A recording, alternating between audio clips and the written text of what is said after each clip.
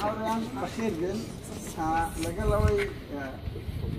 ئێماڕۆ لە بەهەندێ هەمووتانزان کۆبوونەوە دش بە سزادانی دادوەر هاوژین حامدە کە ئەو دادوەرە لەناو 7,000 دادوەردا تاکە کەس بتوانین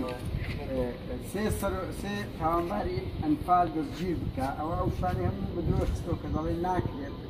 تاوانباران دادگایی بکرێت لەبەر ئەوەی دران لە بەغدایەوە ئامە بەڵام ئەوە قانونەکەی جێبەجێ کرد بەسەر هەندێک سزا درایە بۆ بڕیاری لە بۆ جێگیری وەزیری ناوخۆ دەکردووە و هاوکات هەوڵێک بووەوەی دادگا ڕێز لە خۆی بگرێت لەمانە قوربانیەکان دو هەفتەیەدا کەفری کەلار سلێمانی هەڵەبجە هەولێر خۆپیشاندانیان قسەی سادق ناڕزایەتیان دەردون داوای گەڕانەوەی دادوەر هاوژین و سزادانی ئەو هەموو جاشە دەکەن ئێستا گەیشتێتە ناو دەسەڵات لەو پایان هەیەنە پەرلەمانتارە وەکو عادل بەرواری نوێنەری کارتێ لە پەرلەمانی عێراقیان حەمەدەمین مەسعود بۆی زەویەکی مسلمانی کوردستانە دوو مجرمی ئەنفالن دەنمونە چەندینی تیان هەیە لە بەرپرسی باڵان کوژراوەکانی وەکو تەحسین شاوێز بە پلەی بەرز تەعین کراوە ئێمە بۆیە لێرە کۆبوونیتەوە بچووترین پاڵپشتیە لە بۆ هەم بنەماڵەی قوربانی هەم دادوەر هاوژین و پەیمان دەدەن ئێمە درێژە پێدەین هاوکات ئێمە لەگە سویدەکانیش باس دەکەین کە ئەوانە لە کاتێکدا باس لە یاسا دەکەن ئەوە تا کاتێک دادوەرێک یاسا جێبەجێ دەکات سزایان دەدەن بۆیە ئەو تەزامنەی ئێمە لەگەڵ بنەماڵەی قوربانیان بچووترین پاڵپشتیە و بۆیە ژێرە کۆبوونەوە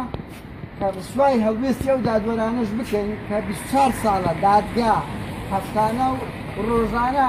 هەتک دەکرێت ڕۆژێک هەڵوێستیان نەبووە یەکەم هەڵوێستی ئەو دادوەرانە کە نوانیان دژبەرداخوازی ڕاوی بنەماڵەی قوربانیانە کە هەموو کورد هاوسۆزە لەگەڵ بنەماڵەی قوربانیان دژی جاشەکانە کەسی ئەو دادوەرانە سزادەن و بڕیاریان دایە کە هەندێک لەو لەو ئەوانە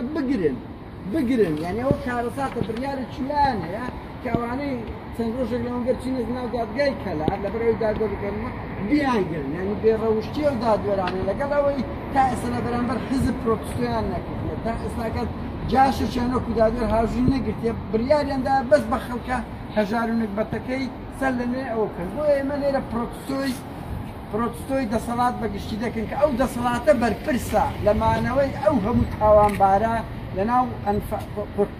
لە بەرامبەر بنەماڵەی قوربانیەکانیان دەنە فەتەعبەک ئەو جەلادەی ئەنفال چاردەی چار بۆیە بەناوی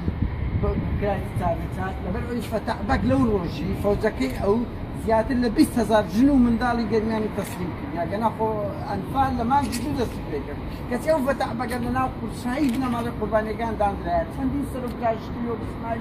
اسماعیل بایزا اسماعیل ناوەچیان هەیە تا عوسمان ئەوی کە ئێستا ئەوە جیرایە ئەوانە هەموو مجرمی ئەنفال لەناو قوربانیەکانیان داناون